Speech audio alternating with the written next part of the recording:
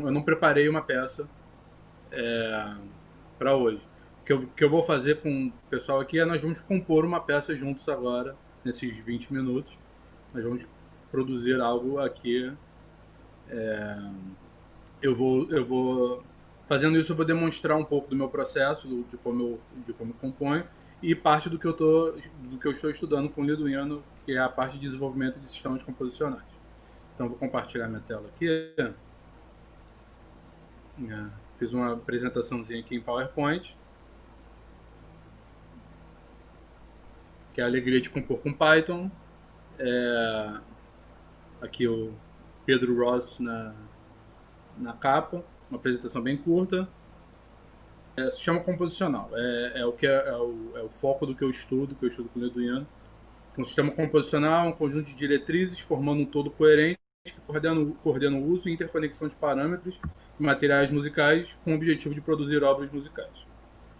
Então, o que a gente vai fazer aqui nós vamos pegar um sistema e nós vamos aplicar esse sistema num pequeno fragmento musical, e nesse pequeno fragmento nós vamos gerar uma peça completamente nova aqui agora com a gente. Quando a gente trabalha com composição com sistema, a gente tem um material que a gente molda. Então, aqui eu botei algumas características que nós podemos operar sobre, nós podemos mudar. São as alturas das notas, as durações, dinâmica, contorno, instrumentação, sequências intervalares, etc. Então, nós temos dois tipos de operação. Tem um fragmento musical, que eu vou aplicar operações sobre ele, eu posso manter a duração total desse fragmento, ou eu posso mudar a duração total desse fragmento. No que nós vamos fazer aqui, nós vamos gerar vários mini fragmentos e não vamos alterar a duração entre eles. Eu vou mostrar por que isso é importante. Então, eu chamei de sistema fórum, porque eu preparei especialmente aqui para o fórum de compositores, e o sistema é esse. Nós vamos iniciar um fragmento melódico, ele é monofônico, ele precisa ser necessariamente monofônico. Nós vamos dividir esse fragmento em duas partes. Nós vamos aplicar duas operações ao fragmento A, duas operações ao fragmento B. Depois nós vamos pegar esse A, B e os dois fragmentos que são gerados em cada um deles, transformar ele num fragmento só que nós vamos montar esse quebra-cabeça de uma maneira aleatória. Nós vamos adicionar pausas, para que não seja só um fluxo contínuo de notas. As pausas também vão ser adicionadas de maneira aleatória. Aí nós temos dois passos opcionais. Nós podemos adicionar o tempo e a fórmula de compasso. Se nós não fizermos isso, ele faz o padrão, se eu não me engano, 120 BPM e 4x4. E o que eu vou fazer, esse passo 8, nós convertemos o resultado para se adequar a uma escala. Desculpa, eu pulei o passo 5. Adequamos o resultado a determinado alcance musical. A peça que nós gerarmos, eu quero que essa peça esteja entre duas alturas sonoras. Convertemos o resultado para se adequar a uma escala de nossa escolha. O resultado final vai ser enviado para um conversor para que nós possamos visualizar e ouvir o resultado. Aqui tem as operações que eu vou aplicar ao primeiro fragmento. Uma rotação. A rotação, no caso, é como se fosse uma permutação, mas... por exemplo, aqui o fragmento que eu pensei são essas três primeiras notas aqui, esse Dó, Ré, Mi. A rotação ao invés de eu começar no Dó, eu posso começar no Ré. Então seria Ré, Mi, Dó. Seria como se fosse um relógio, se eu estivesse colocando as notas num relógio.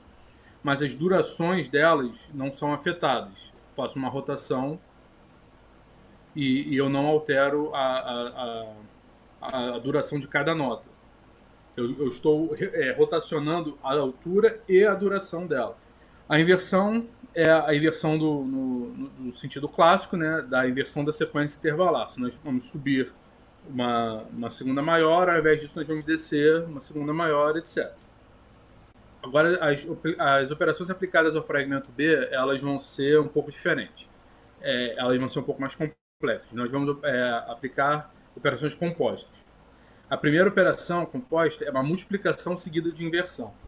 Nós vamos multiplicar a nota do fragmento, nós vamos multiplicar por algum valor, ter o resultado, e depois nós vamos inverter esse resultado para gerar o fragmento total.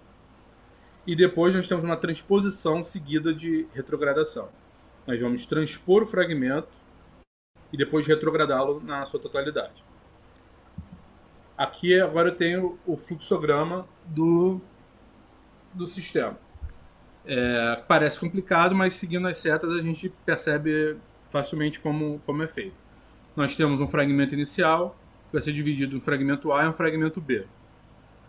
Fragmento A, nós vamos aplicar uma rotação e uma inversão. Essa rotação ela vai ser aleatória. Como é que ela funciona? Eu gero todas as rotações possíveis do fragmento, depois eu escolho aleatoriamente uma dessas rotações como meu resultado. Então, o próprio a inversão e a rotação vão para o meu concatenador aleatório. Aí meu fragmento B tem uma multiplicação seguida por inversão. A multiplicação também vai ser por um fator aleatório. E depois a transposição seguida de retrogradação, a transposição também vai ser por um fator aleatório.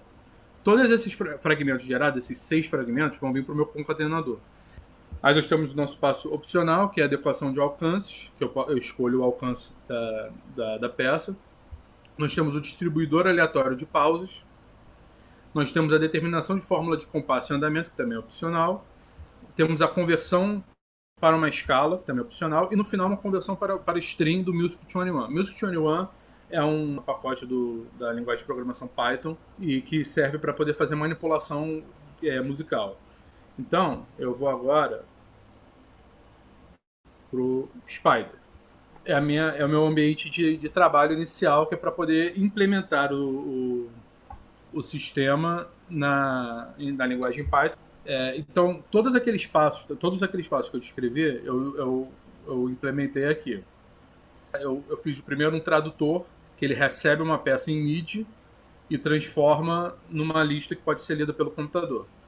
Se essa peça tiver pausas, eu adiciono uma nota aleatória da escala de Dó maior a partir do Dó 4, só para preencher essa pausa. Eu criei um divisor, né, para poder dividir a peça em A e B. Aqui eu mostro as operações: rotação, inversão, a multiplicação, a transposição, retrogradação. Aqui eu criei meu sistema fórum, que é o sistema que vai gerar nossa peça. Ele escolhe uma rotação, esse peak rotation é a função que escolhe aleatoriamente uma rotação. Então aqui eu aplico as operações no fragmento A, as operações no fragmento B. Aí o meu resultado, eu concateno A, rotação de A, a inversão de A, B, a inversão, multiplicação de B, retrogradação, transposição de B, e eu faço um shuffle, né? Eu embaralho essa minha lista. Esse aqui é meu conversor de alcances.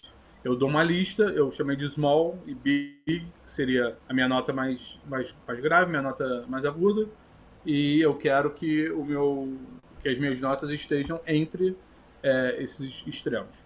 Aqui no caso, eu escolhi a escala que meu professor na Vila Lobos, o professor Vladimir Tourinho, ele incute na nossa cabeça de uma maneira quase religiosa, que todos nós gostamos muito lá, que é a escala que ele chama de escala brasileira, escala acústica, escala lead dominante. Então isso aqui é um filtro. O que ele faz ele vai pegar uma peça que eu gerar, ele vai, aqui no caso esse scale seria a escala que eu vou trabalhar, né? Seria Dó, Ré, Mi, Fá sustenido, Sol, Lá, Si bemol. E aqui eu gero essa escala em várias oitavas para poder ter os valores de MIDI para ela. E o que eu faço se a peça que eu gerar tiver notas, para cada nota, se não estiver nessa escala, qualquer nota que não esteja nessa escala está a um semitom de distância de alguma nota da escala. Então, um semitom para cima, um semitom para baixo. O que essa função faz ela escolhe também aleatoriamente -1 ou +1. Então ele ou soma ou subtrai um semitom da nota para poder ficar tudo dentro da mesma escala. E ele me retorna essa lista. Por fim, nós temos o que eu chamei de decoder, né, o decodificador. Ele recebe essa lista e vai transformar isso tudo num string do Music21. Aqui ele adiciona as pausas. Então a minha peça vai ter uma distribuição de 85% de notas que não são pausas e 15% de notas que são pausas. Eu adiciono também uma semibreve no final para dar uma cadência, para finalizar a música. Aqui eu posso especificar um andamento e uma fórmula de compasso. O que torna esse sistema interessante é que ele é um sistema que pode ser um sistema de feedback. O que seria isso? Eu posso pegar um fragmento, gerar uma peça, depois eu posso pegar essa peça e realimentar o sistema com ela para essa peça ser o meu novo fragmento. Eu posso repetir isso quantas vezes eu quiser. Eu fazendo teste com esse sistema, se eu botar para fazer 6 vezes, gera 1 hora de música mais ou menos. Essa função ela pega o fragmento, passa nessa função toda e depois pega o resultado e joga na função de novo. E o número K é a quantidade de vezes que eu quero repetir esse processo. Então, eu vou. Aqui eu chamei de piece, eu chamei de fórum test, é a peça que eu usei. Eu vou mostrar para vocês qual foi a peça que eu estou usando.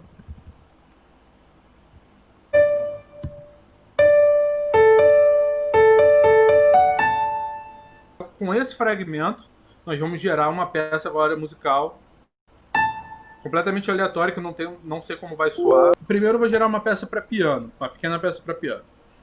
Aqui eu fiz os processos para poder gerar a mão direita e a mão esquerda. Eu botei os alcances bem curtos, assim, para não ter cruzamento das mãos. Eu vou agora rodar para poder gerar essa minha peça de piano. Então, essa foi a peça que gerou. Vou botar aqui para ouvir.